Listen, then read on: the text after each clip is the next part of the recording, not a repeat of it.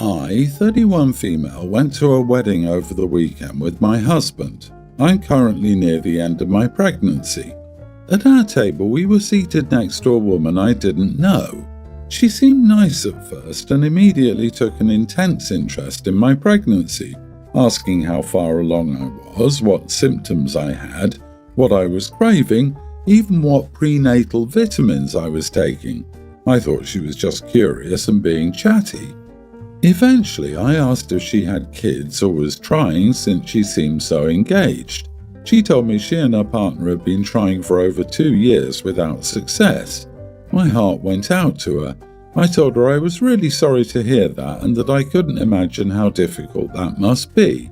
She said she'd tried everything under the sun: IVF, treatments, acupuncture, fertility rituals, and nothing had worked.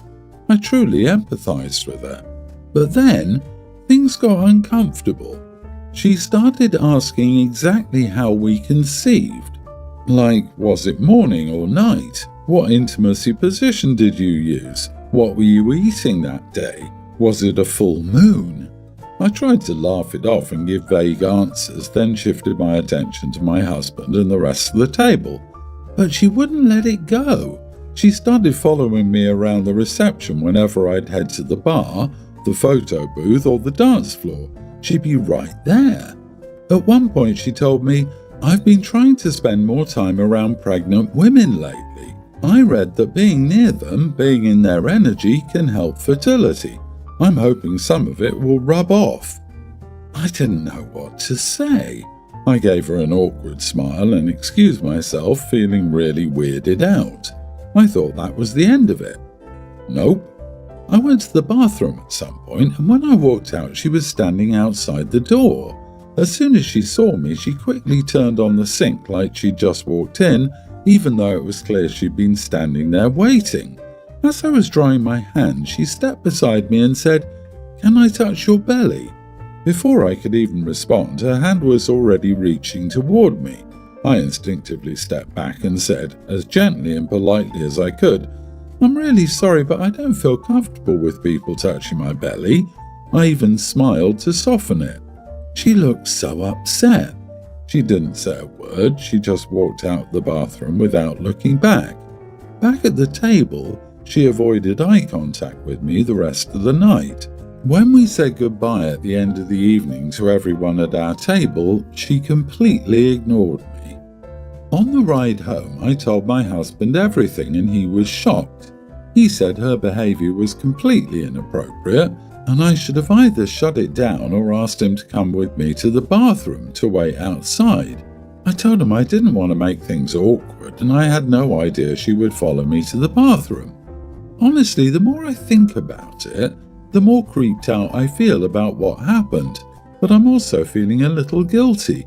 Like maybe I was too cold. Maybe she's just hurting and desperate, and I added to her pain. So, am I the idiot for refusing to let her touch me? Not the idiot. That woman was being a straight-up creep, and you handled it way better than most people would.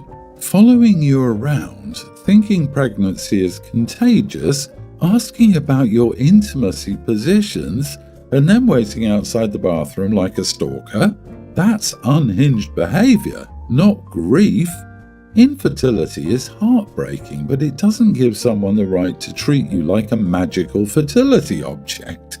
You were actually incredibly polite, considering she was basically harassing you all night. Don't feel guilty for having basic boundaries about your own body. I would consider speaking to the bride and groom when they're back off honeymoon and let them know they should talk to the woman's husband and suggest he encourage her to get therapy, because she's clearly not handling the infertility very well, and the way she behaved with you was totally out of line and creepy and disrespectful. She needs help. It's also important to let them know not to give any information about OP to this woman. He'll tell the bride or groom that under no circumstances are they to give any of your contact information to this chick if she asks them. This is following the mom home and cutting the baby out of her stomach level of creepy. I agree 100%.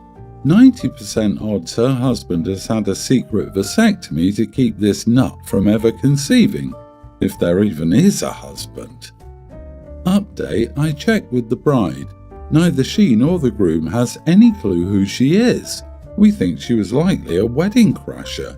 She was there by herself. She wasn't at the table when the bride and groom did their rounds.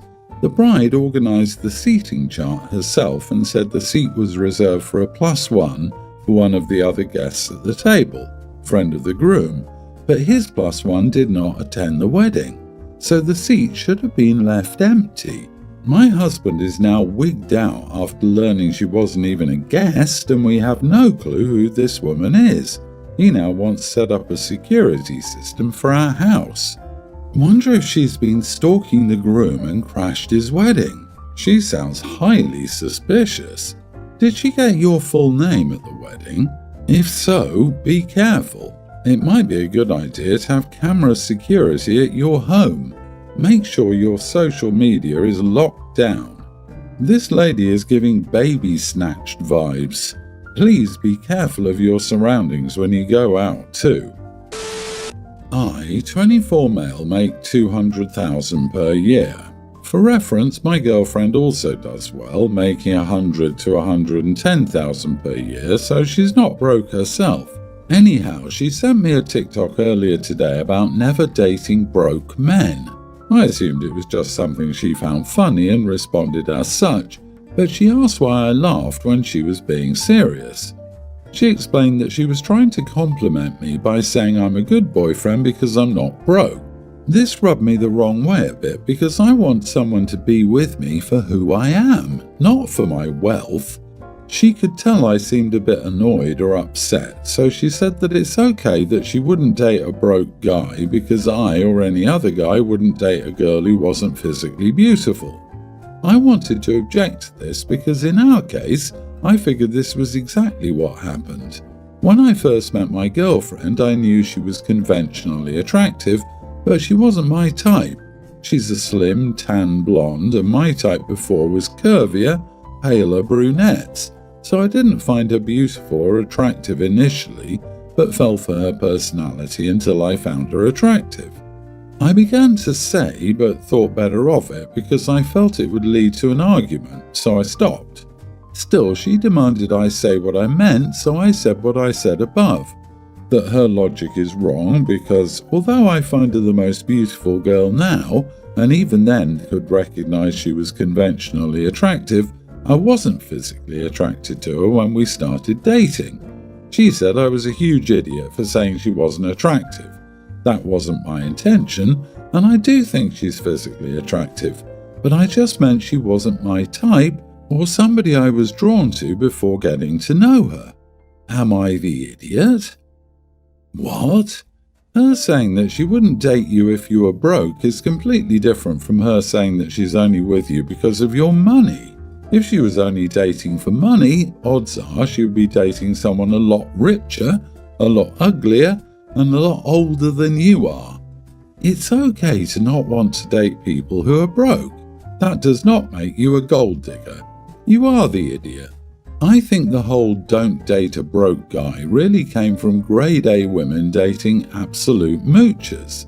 As a general rule, I think it's fair to set that standard for yourself, whether you're a man or a woman, that you don't want to date someone without some kind of income. There are gold diggers, but there are also women who just prefer successful men. There's nothing wrong with this if she herself is also successful and not leeching. Nothing wrong with wanting an ambitious and successful partner. You are overreacting. Not the idiot. She sure as heck showed you she's shallow. You've been served notice. She's with you not because of you, but because of what you provide. If that disappears, so does she. You are right, and she's just playing the victim now to take the focus away from her being a gold digger. I should advise you to rethink your relationship.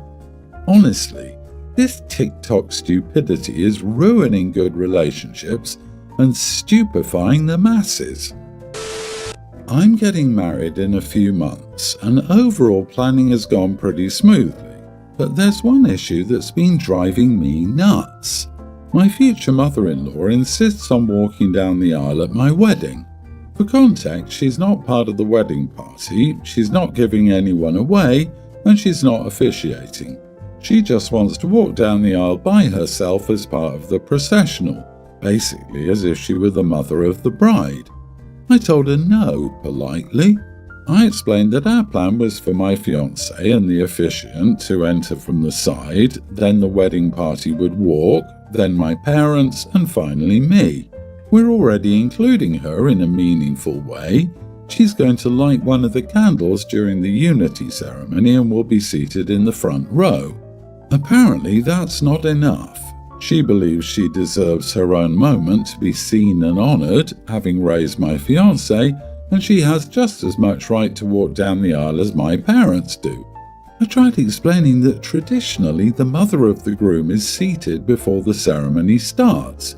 Still, she got really upset and said she's not a seat filler, she's his mother, and she's not going to be shuffled in like some background character.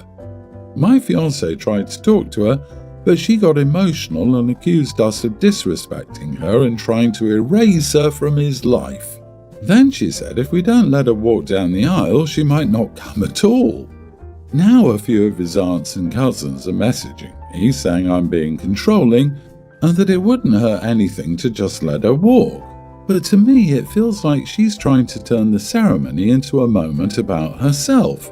I don't want to reward that kind of emotional manipulation, and I really don't want to start my marriage with this kind of boundary being crossed. But now I'm wondering if I'm making a bigger deal out of this than it needs to be. Am I the idiot for saying no? It doesn't sound like your dad is escorting you down the aisle, but your parents are walking in before you as part of the processional. So why can't your husband-to-be's mom get to walk in the processional too? It's your wedding, but it does seem unfair. I feel like there's room for compromise. True. Normally her mother would be seated as well and her father would walk with her. I've been to many, probably most weddings where the fiancé's parents walk down the aisle too. Opie seems a bit mean. It's such a small thing that can make her feel included and prevent a huge fight. Treating both sets of parents equally seems only fair to me. It will be literally 15 seconds and then over. I'm generally team bride, but in this case, yes, you are the idiot. You are not sticking with tradition, and don't act like she has some honourable role by lighting the unity candle. Both moms light one. Additionally, the mother of the groom does walk down the aisle. She traditionally is walked down the aisle by her own son before the ceremony starts, or by a groomsman. Just say you can't stand your mother-in-law and you're looking for a way to hurt her. Sheesh. This concerns my sister Lily, who's graduating soon. Our parents taught us the importance of personal hygiene and keeping ourselves presentable, but I guess Lily fell off the wagon while dorming in college because it feels like she dropped everything to do with personal hygiene since moving back home. It's easier to explain with a list of things she isn't taking care of. Hair. Very oily or greasy and always tangled from lack of washing and brushing. Skin. Also very oily and greasy from no wash. Nails. Never trimmed, so they're long and yellow. Clothes. Clothes themselves are nice, but she leaves them sloppy and wrinkled. Body. Showers once a week tops. Lily is upset because she says she can't get an in-person job in her field and wants to give up. Our parents have tried telling her that presentability and hygiene is as important as credentials when getting jobs, but my sister won't listen. Lily has a rocky relationship with our family, so she takes it as a personal attack rather than them trying to help. Lily is now blaming sexism and says men are all just intimidated by a competent woman, and that's the sole reason why she hasn't gotten a job. If she wants to lie to herself, it's her life. Whatever. What I can't stand is her trying to make it my problem and expecting validation from me. Lily just did a bunch of interviews. and none of them panned out into jobs. She was venting to me last week about how companies in this field are all boys' clubs and quick to shoot down a woman they know is intellectually above them. I was basically just like, good for you. Can I please finish my session in peace now? Lily got defensive and said she was just warning me. Then she doubled down, saying most men are selfish and I should save myself the headache now. She was saying this with my male friends on the voice call. I had enough and told Lily that her lack of personal hygiene is the real reason no job will hire her. So stop blaming others and think for 2 seconds. If you were a company owner who needs to impress investors to keep your own family afloat, would you want to be represented by someone who looks and smells like a homeless person, or someone who is presentable and takes care of themselves? We got into an argument and Lily is now either giving me one-word answers or not saying anything to me at all. I'll be honest that we argue a lot, but Lily normally would have gotten over it by now. Did I do the right thing giving Lily a dose of reality, or did I mess up here? Not the idiot, but I would be very concerned about why Lily has let herself get to that point. Speaking from experience, keeping up with personal hygiene was really difficult when I was struggling with depression. However, I still made an effort to look presentable when I had to go out. I don't know if that's what your sister is going through, but it might be worth looking into. I'm leaning towards incident. The verbal aggression towards men and the lack of hygiene could both be because she was harassed or assaulted. She may be purposely making herself unattractive so that she feels safe, like she won't be targeted. She needs therapy to get to the bottom of whatever is going on here. OP needs to have a real conversation with her sister rather than talking crap about her hygiene. Most people don't give up on hygiene for craps and giggles. Yeah, it could be a deeper issue. Lily has a rocky relationship with our family, so she takes it as a personal attack rather than them trying to help. Especially if this is the case. No matter how nicely OP and her family may phrase things, a wake-up call won't work if Lily doesn't feel like they care about her or have good intentions. I'd also bet that being in an environment where she feels like she's always being criticized, real or not, is only making her crisis worse. I'm 18 female, my parents' oldest, and I moved out of their house a few weeks ago because my parents accused me of being lazy and doing nothing to help out, treating them like my servants and making life more difficult. In reality, I was doing the most to help them. I cooked 4 nights a week, went grocery shopping twice a week, helped my mom meal prep lunches every Sunday, got my siblings to and from school, did the dishes every night, did my own chores and my siblings' chores when they were being difficult, and I was paying rent after I turned 18. I turned 18 in April and started paying rent then, but my parents expected more out of me, and I wasn't finished with high school yet. I tried my best though because I wanted to help my family.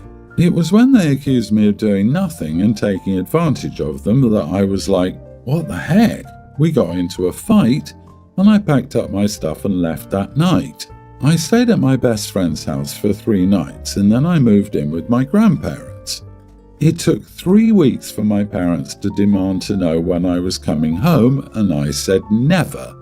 They told me I needed to keep helping at home, but I asked, how could I keep helping when I did nothing?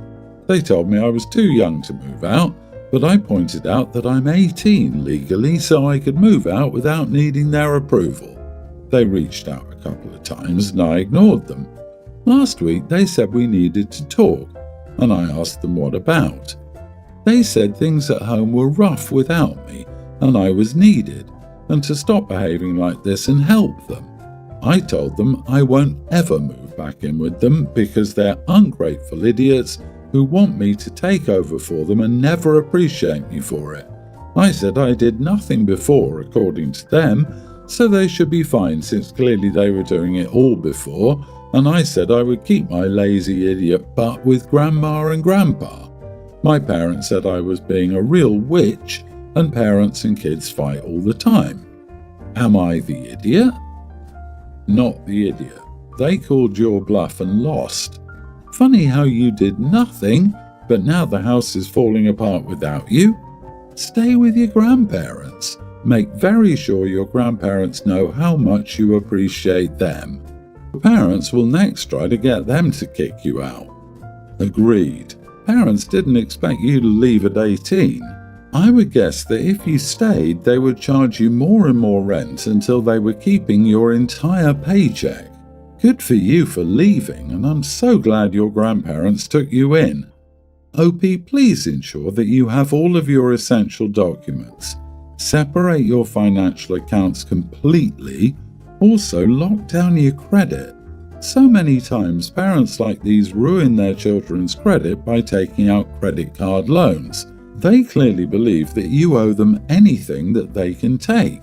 They are now going to be under even more financial strain since you have left. So protect yourself.